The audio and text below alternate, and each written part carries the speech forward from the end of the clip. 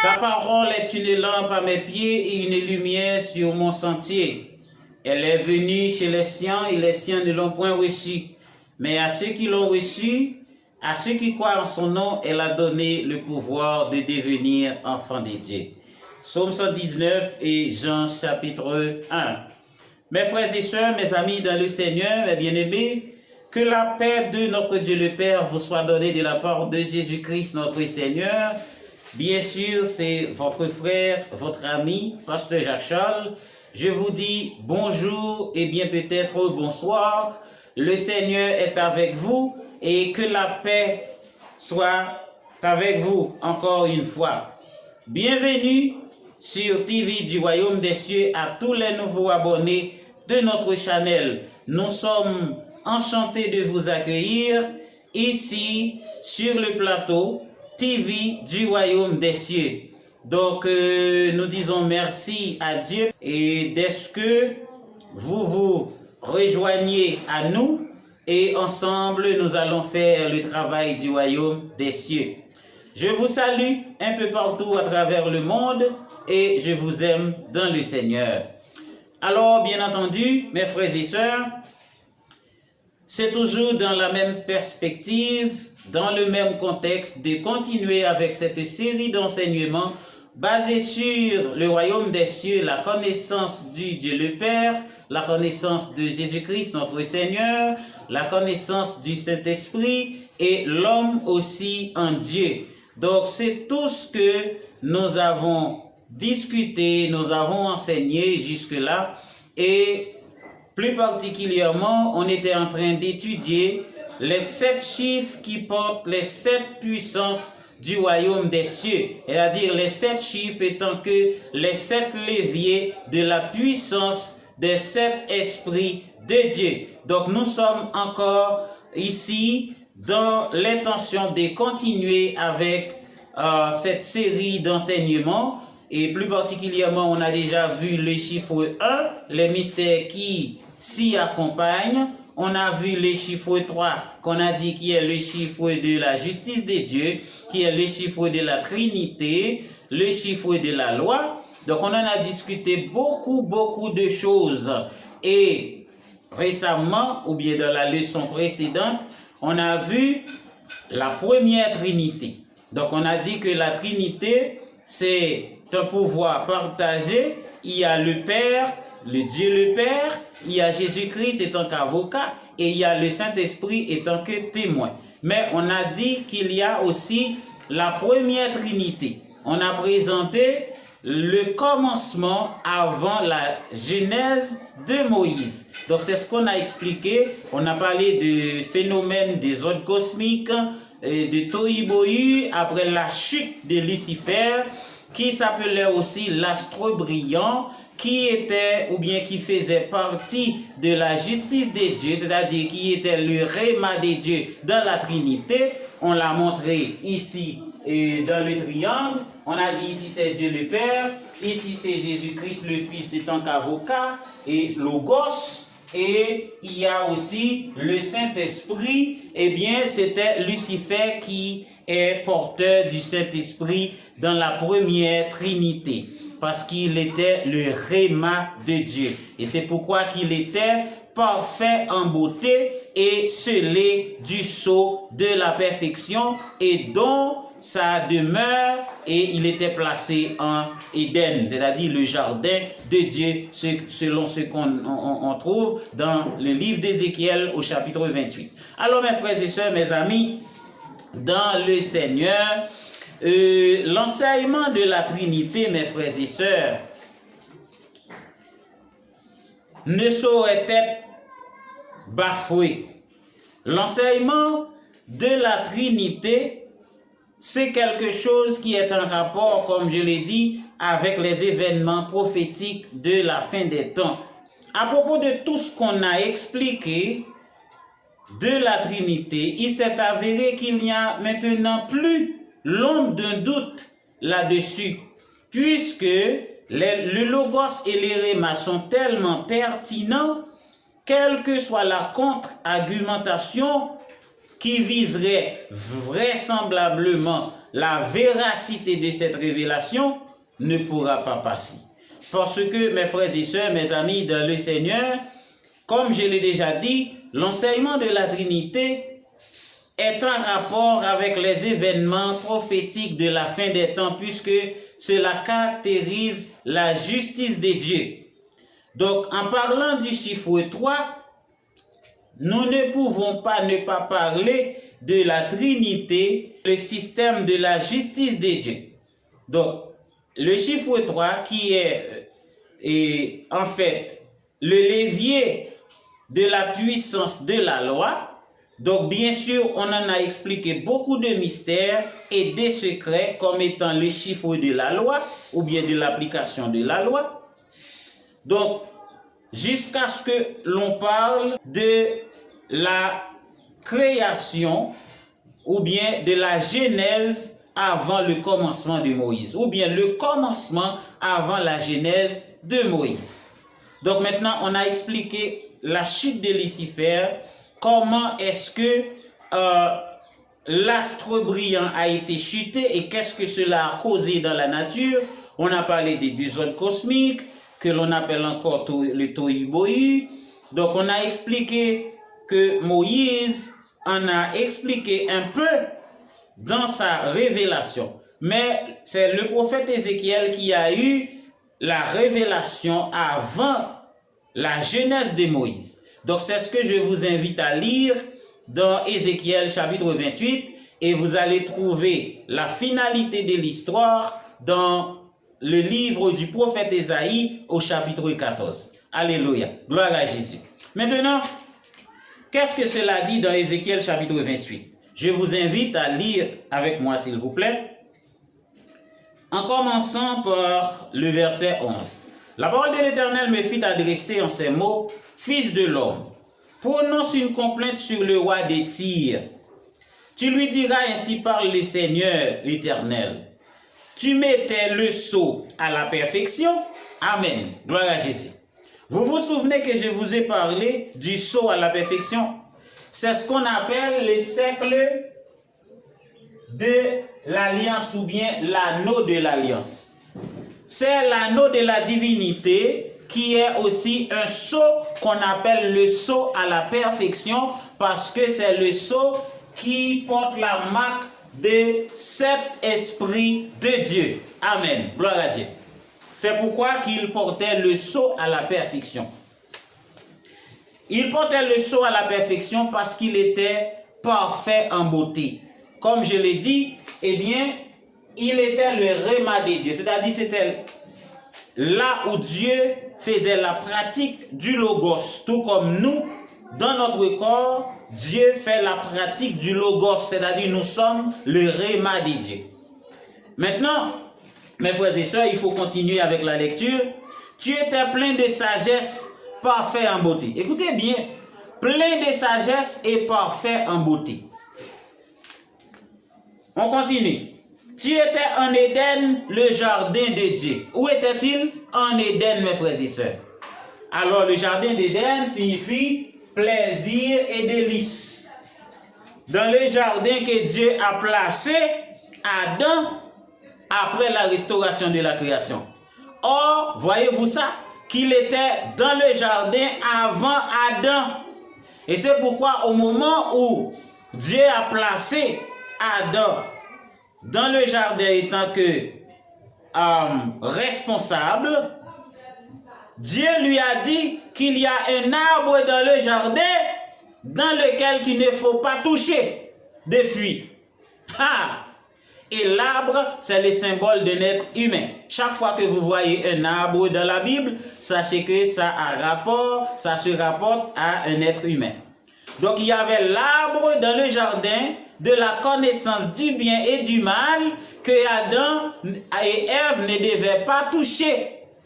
Eh bien cet arbre-là, c'était Lucifer qui était avant dans le jardin.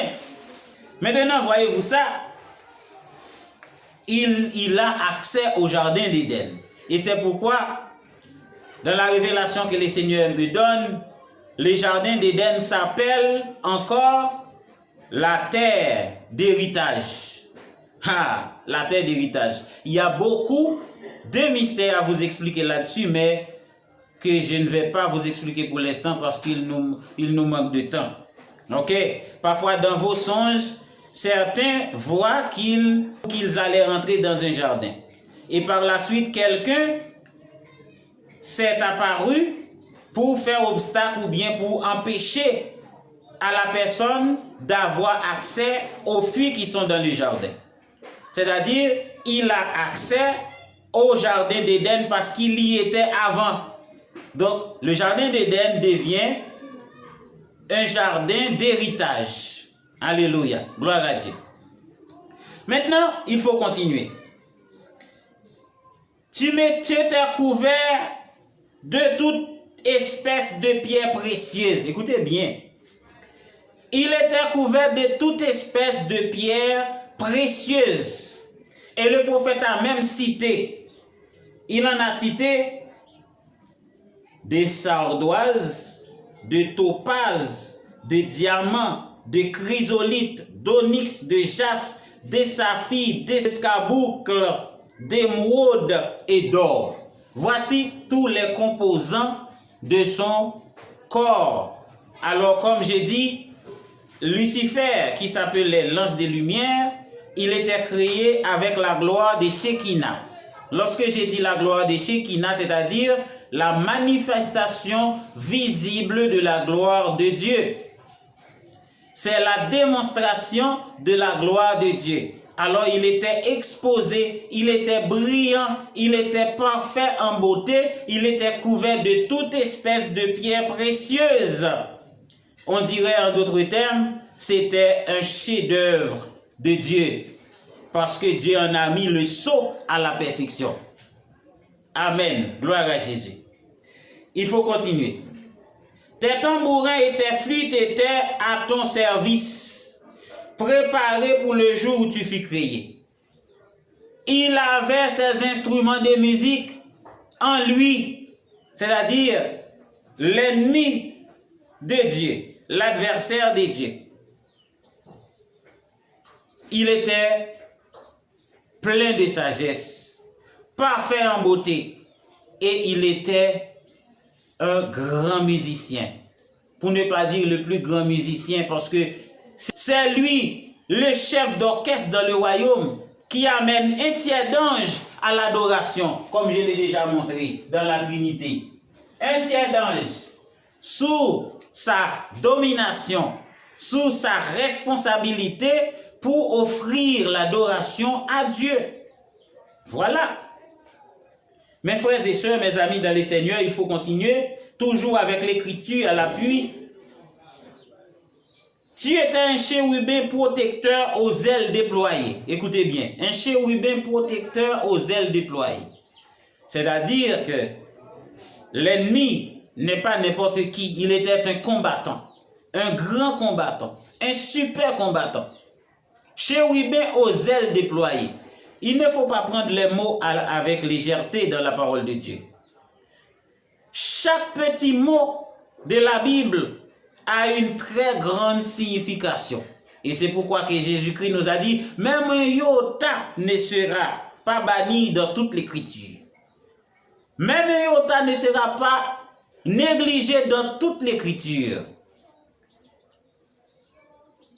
À chaque petit mot de la Bible, il y a de grands mystères et de grands secrets, mes frères et sœurs. Un chérubin aux ailes déployées. Voilà. Le prophète nous a décrit qui exactement Lucifer était, quelle était sa fonction, quelle était sa position dans le royaume de Dieu. Il dit ensuite, je t'avais placé et tu étais sur la sainte montagne de Dieu. C'est-à-dire, il avait même accès, mes frères et sœurs, à la montagne de Sion. Ah! Lucifer avait même accès à la montagne de Sion. C'est ce qu'on appelle la sainte montagne de Dieu.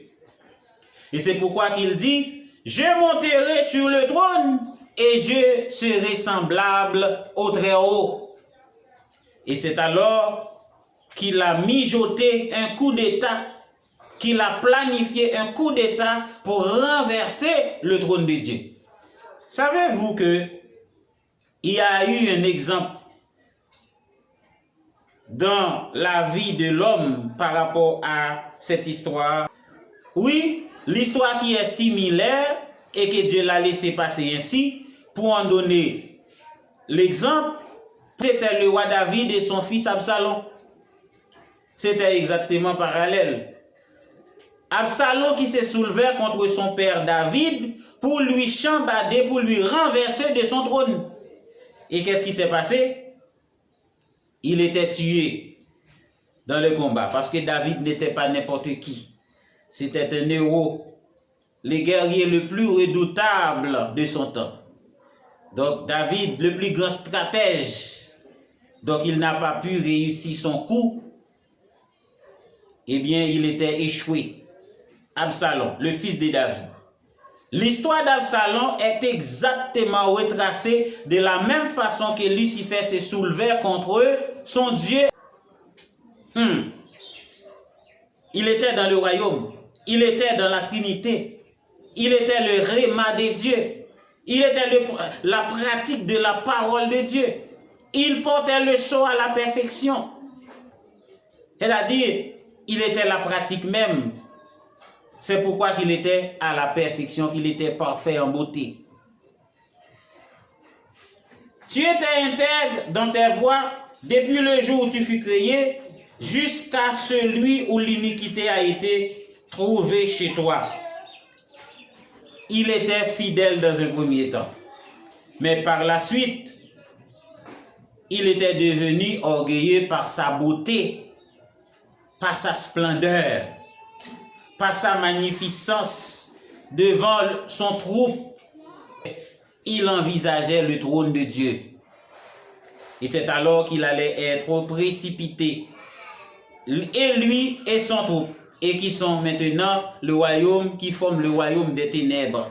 Ou bien le royaume démoniaque. Alors vous allez trouver la fin de l'histoire dans Ésaïe chapitre 14. Mes frères et sœurs, mes amis dans les Seigneurs, on en a déjà expliqué beaucoup de choses. On a expliqué le chiffre 3, mais on ne pouvait pas ne pas parler de la Trinité.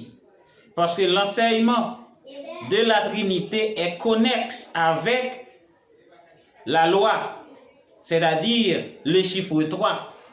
Puisque l'enseignement du chiffre 3 est connexe à la Trinité, donc on en a ouvert une fenêtre pour expliquer la Trinité.